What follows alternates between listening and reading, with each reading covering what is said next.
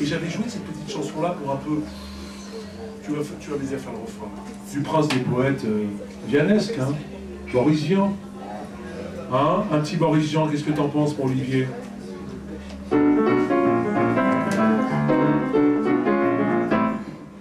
Un beau matin de juillet, le réveil a sonné dès le lever du soleil. Et j'ai dit à ma poupée, faut te secouer, c'est aujourd'hui qu'il passe. On arrive sur le boulevard Saint-Martin, on va défiler le roi de Zanzibar. Mais sur le champ, on est refoulé par les agents. Alors j'ai dit, on n'est pas là pour se faire engueuler, on est là pour la fête à Olivier. On n'est pas là pour se faire assommer, on est venu juste voir le défilé. Si tout le monde était resté chez soi, ça ferait du tort à la République. Laissez-nous donc qu'on le regarde. C'est le prochain coup, quand la reine reviendra, ma parole, nous on sera là. Le jour de la fête à nous, mon frérot, je l'ai invité dans un petit bistrot où l'on boit un beau gelé, vrai c'est vrai, un hectare de première. On est sorti très à l'aise, et voilà que j'ai une idée de ramener chez moi. Et j'ai compris devant le rouleau à pâtisserie. Alors j'ai dit, on n'est pas là pour se faire engueuler, on est venu. Ah si, on est venu pour la fête à vous, on ne touche pas à mon pote. On n'est pas là pour se faire assommer, on est venu juste faire une petite balade. Si tout le monde restait toujours tout seul, ça serait d'une tristesse pas croyable. Ouvre ses portes et sans dévoiler. Le temps c'est pas aussi, prochain coup, parole, prochain but, solo writer.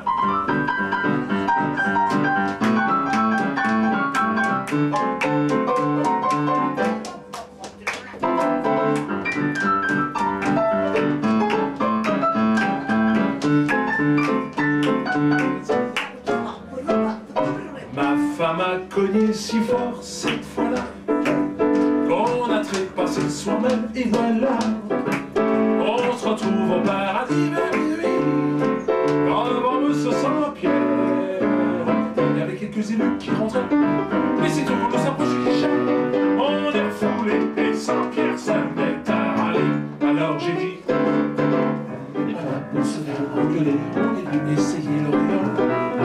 On n'est pas là pour se faire assommer, on est mort, il est temps qu'on rigole. Si vous flanquez les ivrognes à la porte, il ne doit pas vous rester beaucoup de monde. Portez-vous bien, mais nous on se casse. On est descendu chez Satan, et en bas c'était des patents qui prouvent qu'en protestant, quand il est temps, encore temps, on peut finir par obtenir des dédommagements.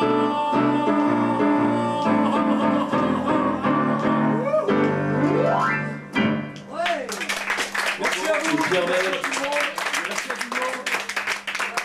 à M. Curon, maintenant, de sa présence. Il y a simplement une chose à dire, c'est que dans cet ouvrage que vous avez retrouvé, ces ouvrages, je ne parle pas pour moi, je m'en fous, hein, qu'on me lise ou qu'on ne me lise pas, j'en ai rien à branler. Le problème, simplement, c'est de vous dire que c'est un ouvrage particulier, que personne s'en rend compte. Il y a quelque chose qui vous fera comprendre les sentiments très forts que l'on peut avoir en amour avec quelqu'un en suivant les journées, en fonction des journées et en fonction du soir. Vous mettez à écrire et vous écrivez ce que vous pensez pour votre belle. C'est pour ça que cet ouvrage en réalité c'est un roman. C'est un roman d'un an, contrairement à ce que l'on pense, pour une femme qui est poétesse. Et dans cet ouvrage, vous avez un autre rôle, comment dirais-je, ce qui est important, c'est on peut faire de la philosophie au travers de la poésie. Et peu de personnes le savent et peu de poètes en font que les grands.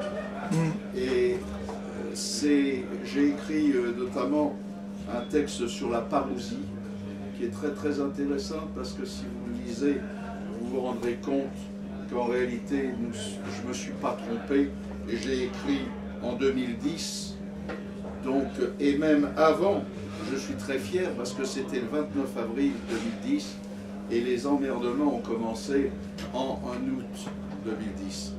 Et c'est très très important. Vous avez aussi dans la boule de cristal ce que l'on voit pour l'avenir, cette poésie philosophique, où il y a une réflexion, si tu veux, la prémonition, je sens quelque chose, je sens que c'est un monde, bon, tout le monde vous dit c'est une société nouvelle qui va s'ouvrir, etc. Mais personne n'est capable de dire qu'est-ce qui va se retrouver derrière. Il n'y avait que des gens comme André Malraux qui ont ressenti quelque chose, et je suis parfaitement d'accord avec lui. Je vais beaucoup plus loin peut-être parce que j'ai vécu, j'en suis à 40 ans, ça fait pratiquement 40 ans pas 40 ans, mais 30 ans que Malraux est décédé. Donc j'ai pas de mal d'être maintenant un peu plus en avant que lui, mais je peux vous dire que peut-être il y aura parmi vous un des jeunes poètes qui pourra s'exprimer également en nous faisant découvrir ce que va être l'avenir. Et l'avenir ne va pas être beau, je vous le dis. Mais et la poésie, si vous ne vous battez pas pour la poésie, parce que tout le monde est capable de faire des vers militants, tout le monde est capable de parler des petites fleurs, etc.